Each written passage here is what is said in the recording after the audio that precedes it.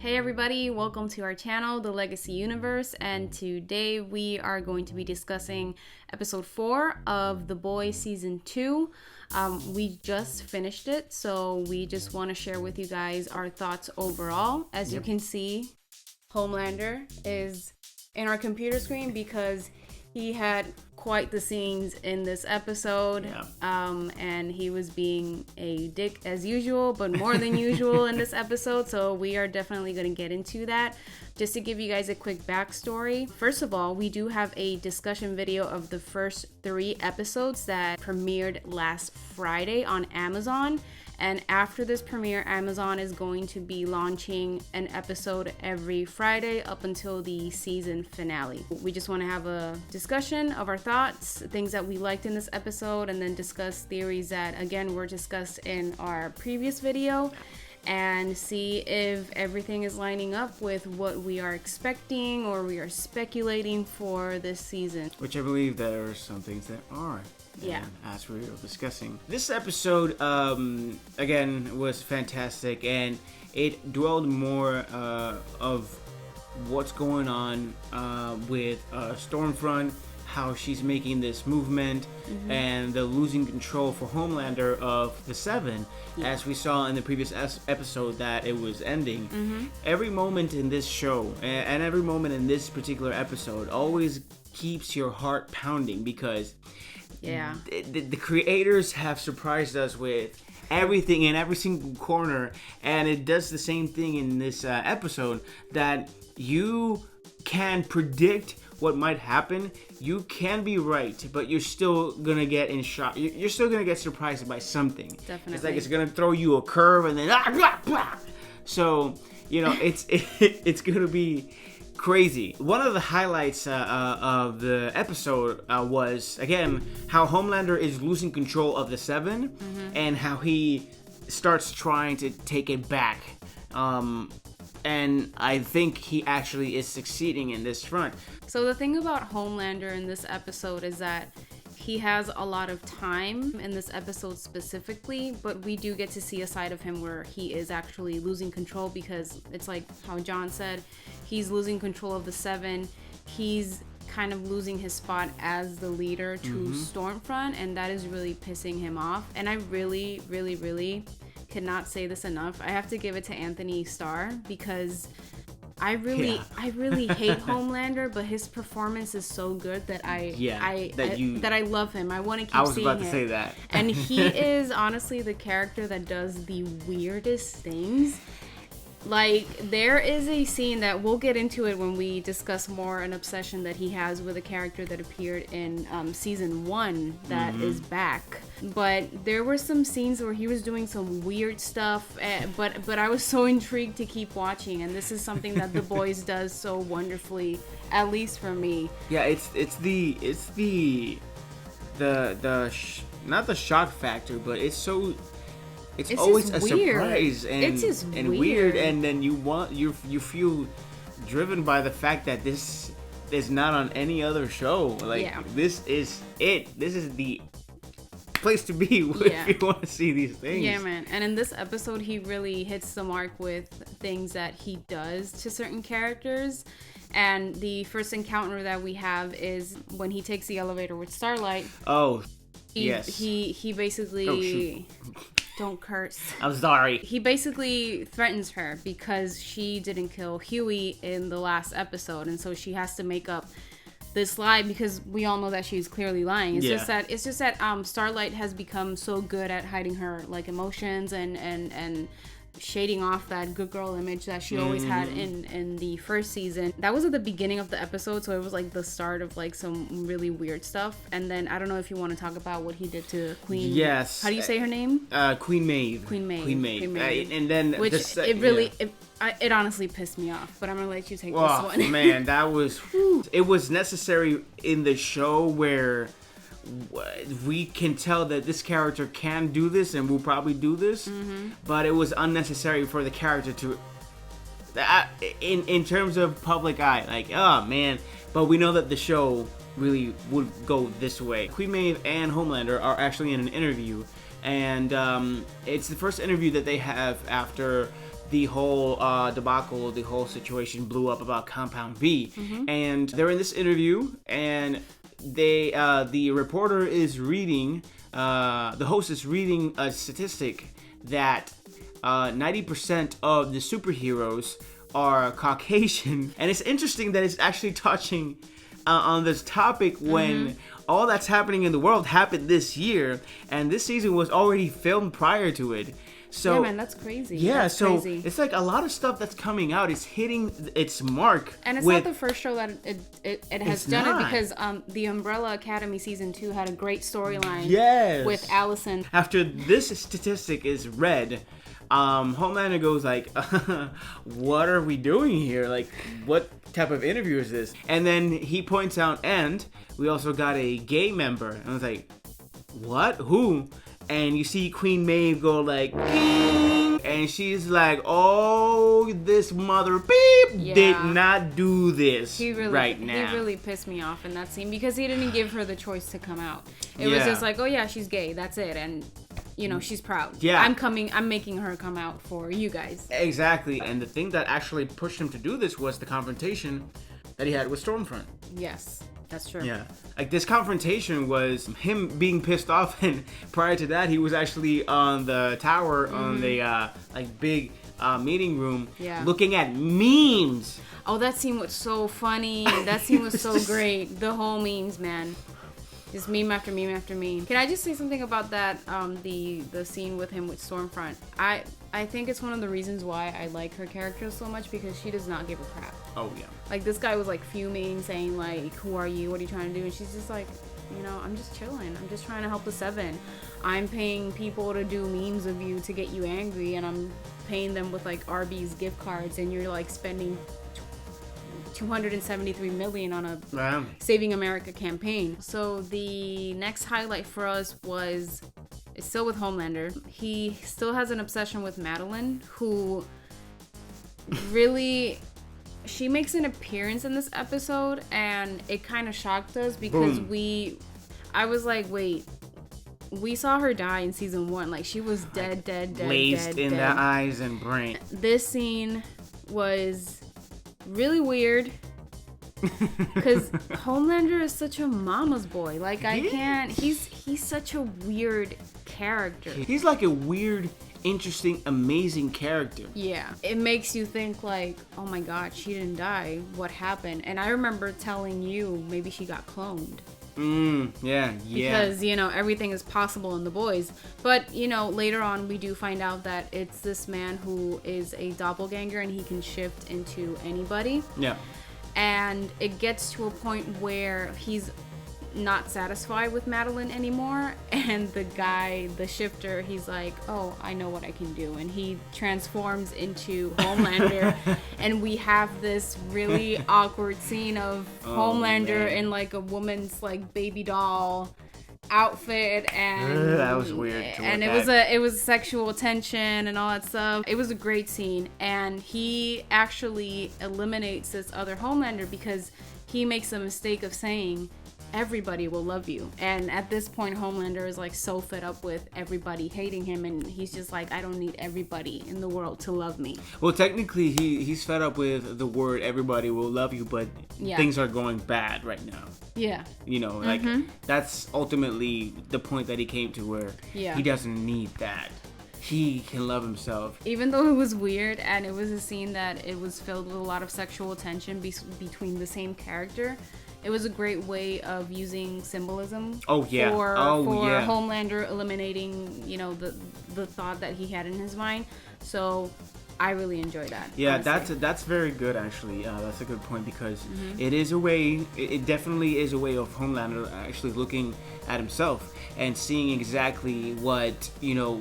He saw himself. He didn't use a mirror. Like, he literally saw himself. Yeah. And it helped him. I mean, I'm saying help within what his brain is processing, but it helped him understand that he really doesn't need anybody, because he's that powerful.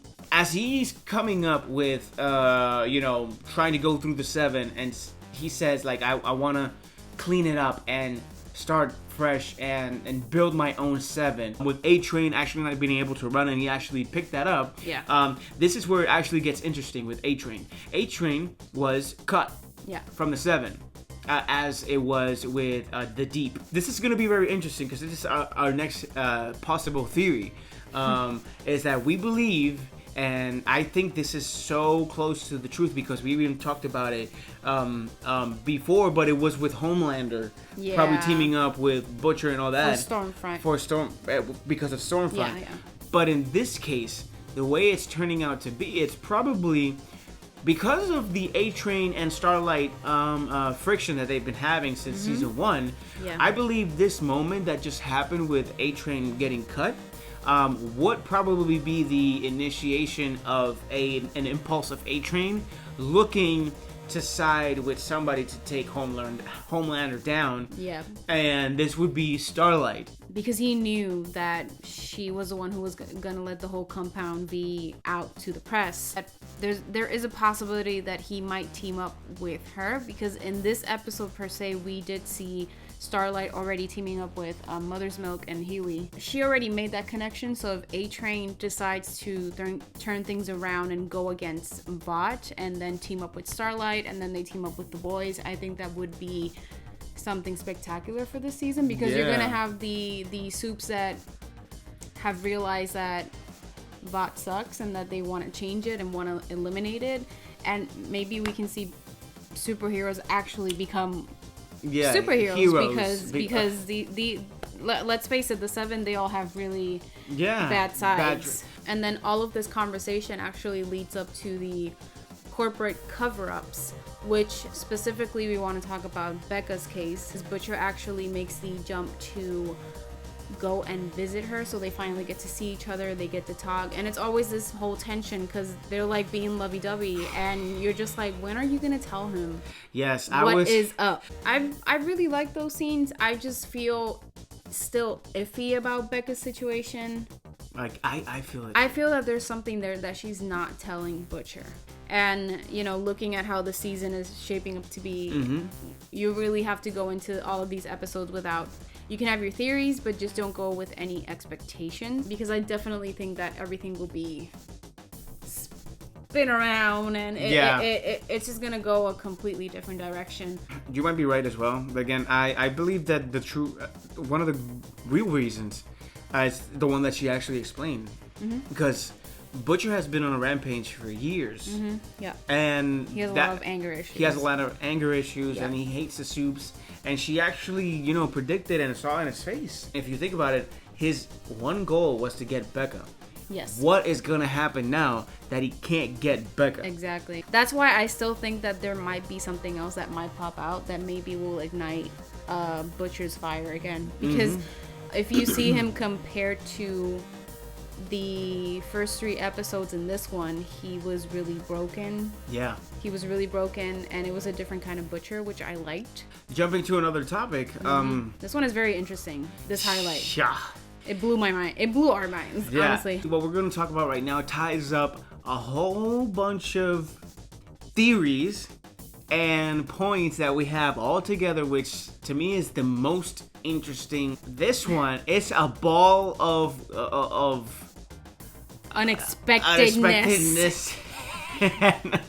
As we see, Butcher had a deal with a former director of the CIA, I believe it was. Butcher actually goes to her, and apparently, even though he didn't deliver on his end, she actually gives the information that leads to what we're very about, which is the possible location of Lady Liberty, or information that we can gather from her.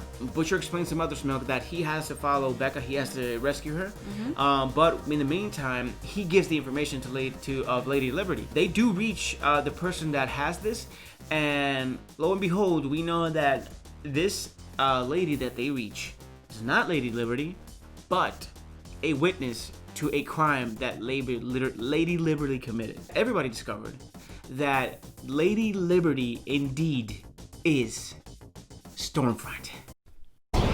She disappeared in year 79. She disappeared. But as this progresses, we come to know that there's a possibility, and even Starlight depicts that Compound V could have very different effects on people, on the heroes, where aging is delayed. This brings us to the theory that we talked about in our discussion video, which is the theory that John has with Ozzy. Ozzy, What's up? oh no! Of course, you have to do that. Hi, everybody. All right, so we're back. We are back. Let me take this one. Excuse me. Sorry. He just spilled all of the water on top of the laptop, everything. I already got smacked. Yep. Yeah. Saqué la chancleta y le di. Y un correazo también. It's alive. It's good. It's perfect, actually. For now. It's perfect. So, it's come to our attention that the theory is still intact, where Black Noir could possibly be Soldier Boy. And we jump back into the Compound V situation, where we could see that Stormfront has actually lived about 40 years or so, right? Honestly, that really came out of nowhere. Yeah. It came out. It smacked me right in this cheek, and I was just like, wait a minute, what? And it's strange because also, even though we have this theory, which I'm still gonna hold it on with our friend Ozzy right here, Black Noir has a weird interest for Butcher. In finding Butcher, yeah. And finding Butcher. Now, I don't think he's following orders from Homelander. I think he's doing this on his own. Usually, if he is following Homelander's orders, we will know through Homelander, or we will know because there was a scene included where Homelander will be like, do my dirty work for me. But we did not see this in this episode. We don't get to see what he's actually going to do to Butcher at this point, because they did find him through the security cameras where BECCA lives. She's like surrounded by like so many security cameras. That was interesting. I like that even though he doesn't have any lines, he's getting more involved in the show. Yes. And I feel like slowly we will get to see who he is. And we're really hoping that this theory of him being Soldier Boy really comes through, because of what we've been discussing about Lady Liberty, who is now Stormfront, and that there's a possibility that the Compound V slows the agent.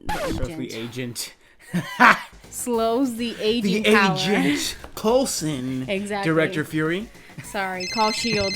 Something really cool that they did in this episode, and we were talking about it, I think, in our first highlight when we were talking about the representation thing. And, yes. And all that stuff. This is really good. Yeah. That we mentioned the Umbrella Academy season 2, right. And how these shows, even though they were filmed in advance, they have certain themes and scenes that resonate with what is happening nowadays in the world. There was a really cool moment with Mother's Milk, and he explained his past. He talked a little bit more about his father, the fact that his father was a lawyer. He was done wrong by Vought. Mother's Milk understands, or he is firm in his thought that Vought was the cause of his father's death, and that's why he is fighting to take them down. This is gonna do it for us for this episode specifically. We really want to keep watching the show. I mean, we are gonna keep watching the show. Duh. We really want to discuss each episode, because I think it would be really cool once we are heading towards the season finale to look back at these videos and say, oh wow, this came true, this didn't come true. Yeah. And I just think it's an interesting conversation to have with you guys, to have between us, and then have everybody, share their theories and discussions and what they liked, what they didn't like about the show. We're so excited to see all this, and I know that you guys are probably excited as well. So again, just to wrap it up, honestly, we love the show. Let us know what you think. Like, you can write in the comments below if you have a thought, if you think we're wrong, or if you think there's something else that we forgot, or something that you think it was a highlight for you. Thank you guys for watching. I hope you liked this video. Again, if you want to keep watching our discussions, just hit the like button, subscribe in this channel. We give updates on a lot of stuff, which is discussion about TV shows, movies, gameplay, reaction to trailers, and we actually play video games, as you've seen on my previous videos. We play mobile, and PlayStation or whatever system we actually jump into. And if you guys haven't checked out our discussion video of episodes 1 through 3 that premiered last Friday, definitely it'll appear somewhere over here. Yeah, so just click it, check it out, and don't forget to also follow us on Instagram and Facebook under the Legacy Universe. Take care, stay safe, and we'll see you soon.